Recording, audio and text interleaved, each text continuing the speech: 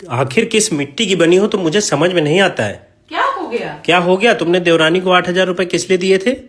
अरे उसका जन्मदिन आने वाला था, उसको खरीदारी करनी थी इसलिए दे दिया। जन्मदिन मनाना इतना जरूरी था? घर में हमारी बेटी बीमार थी, हम लोग लेके उसको हॉस्पिटल घूम रहे थे। बर्थडे बाद में भी मनाया जा सकता था। और तुमको समझ में नहीं आता है? वो तुमसे सीधे मुंह बात तक नहीं करती है और तुम हो कि बस तुम ही रिश्ता निभाए जाओ।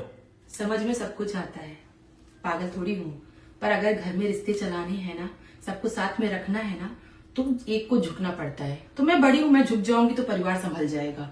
वैसे भी मम्मी ने मुझसे ये बात बोली थी जिस दिन मैं शादी करके आई थी ना, उसके दूसरे दिन मम्मी आई और बोली कि देखो बहू, अगर एक के झुकने से परिवार साथ में रहता है तो झुकना ही जरूरी है।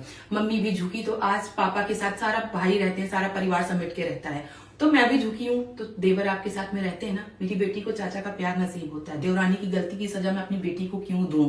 कम से कम मम्मी पापा अपने बच्चों के साथ में रह रहे हैं, हमारे साथ में रह रहे हैं, परिवार साथ में रह रहा है। वो थोड़ा सा है बचपना, समझ लो, कुछ भी सोच लो। इग्नोर कर दोगे, अनदेखा कर दोगे तो बुरा नहीं लगेगा। हमारी बेटी की तबीयत खराब थी, मुझे पता था कि ऐसा नहीं होना चाहिए। घर में किसी की भी तबीयत खराब, एक जानवर की भी तबीयत खराब होती है तो घर का माहौल ऐसा होता है, अगर प्यार होता है तो कोई भी सेलिब्रेशन, कोई भी इंजॉय नहीं कर पाता है। पर उसको समझ में नहीं आ रहा है तो समझ लो कि उसको बुद्धि ही उतनी है, यही सोचो ना।